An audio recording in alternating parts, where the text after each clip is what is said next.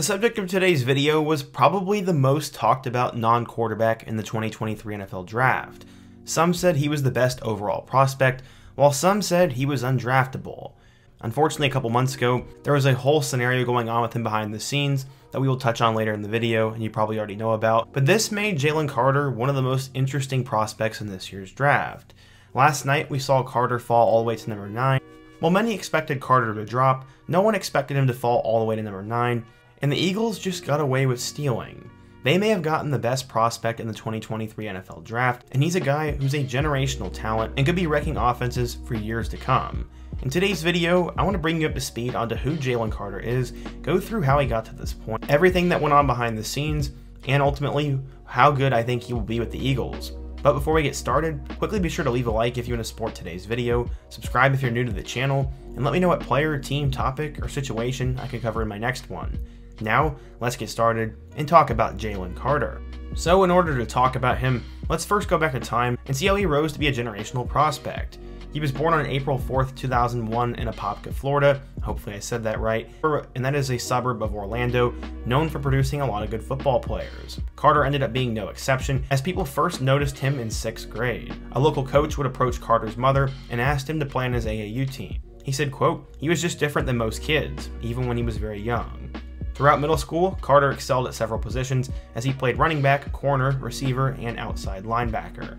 When he was in 8th grade, he would even step in as a quarterback during the Under-14 National Championship game and threw a 70-yard touchdown pass.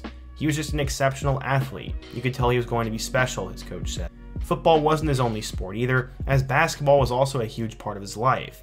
As a 7th grader, Carter began playing for the local AAU team, but was quickly bumped up to play in an older division because of his size. He was a mismatch for the other kids in his grade, and even against older players, Carter still excelled. His team director said, quote, "He was just too athletic and too skilled. We moved him up from 13U to 14U, and he still dominated." Eventually, when he got to high school, Carter went on to play football at Apopka High School, which was the same school as legendary NFL Hall of Famer Warren Sapp played. While Carter was just a little kid when Sapp was playing in the NFL, he was the next big thing out of the high school, as a couple videos of him doing 360 dunks went viral, and scouts began to notice him as a freshman. His recruitment would start early, as early in his high school career, he went to one of the rivals' camps and worked out as a tight end, which showed off his immense athleticism. But it was clear over time that he was going to develop into a lineman. Except, it was a little behind the curve when he was in high school at first. As a freshman, he was quickly moved up from the freshman to the varsity team, and that year, he helped them finish with an undefeated regular season record. Carter said, quote, "My freshman year, I played H-back or fullback. I actually did that until my junior year. I liked it a lot because of the physicality, and then when I finally moved to defense, they put me out there on 3rd down to rush the passer. After that, I moved to full-time defensive end." So yeah, in case you didn't pick up on that, he was an offensive player for a while, but would eventually make a switch after his sophomore season and go to defense. He said, quote, "I like it a lot. I can be aggressive and do whatever I want." At 6'1" and 300 pounds, Carter excelled on the defensive line. His senior year, he recorded 64 tackles and 12 sacks, and led his team to a state championship appearance. Before that would happen though, he'd end up choosing a school. At first, it looked like Florida State and Miami were the front runners, but eventually the big blue bloods got involved. He eventually chose Georgia over Alabama, Clemson, Florida, and Florida State. But why the Bulldogs?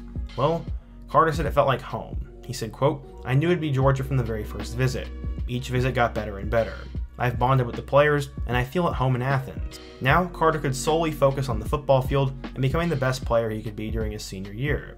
He said, quote, "It feels good knowing I'm committed to a college now, and I'm settled and not thinking about any other colleges, and I can get my work done." In January of 2020, Carter would have a huge moment as he'd get bumped up to a 5-star recruit. This was a huge deal, and came after he dominated the Under Armour All-American game. One scout said, quote, "He's a dominant interior lineman with size, strength, and quickness. He was unblockable all week, and then had a great game as well. He was credited with 4 tackles, but it sure seemed like he made a lot more plays than that. He has a relentless motor, and was in the backfield most of the game." According to 24/7 Sports, Carter was a 5-star recruit, the number 4 defensive tackle, and the 18th best player in the class of 2020. Carter had changed a lot over the years, and went down as a local legend. Little did he know just how good he would be at Georgia, but how would he end up doing? Kirby Smart has recruited the offensive and defensive line better than any other coach in football recently. As a true freshman in 2020, Carter was a depth piece despite being a 5-star player. He ended up finishing with 14 tackles. In 2021, Carter's role would expand, but he was still seen as a backup. Guys such as Jordan Davis and Trayvon Walker were already on the line, but Carter would still get noticed. He finished the 2021 season with 37 tackles, 1 pass deflection, and 3 sacks. He helped Georgia win their first national championship in a long time, and ended up watching as his teammate went #1 overall. Trayvon Walker was selected by the Jaguars with their first pick, and he had some high praise for Carter, who some said was the best defender on the team that was already loaded. Walker said, quote, "He's a dominant player, and he's one of those guys that can wreck the whole game, the whole interior. He's a hard worker, and if he puts his mind to do something, I feel for whoever's in his way." That's a good way of describing Carter, who'd have a breakout 2022 season.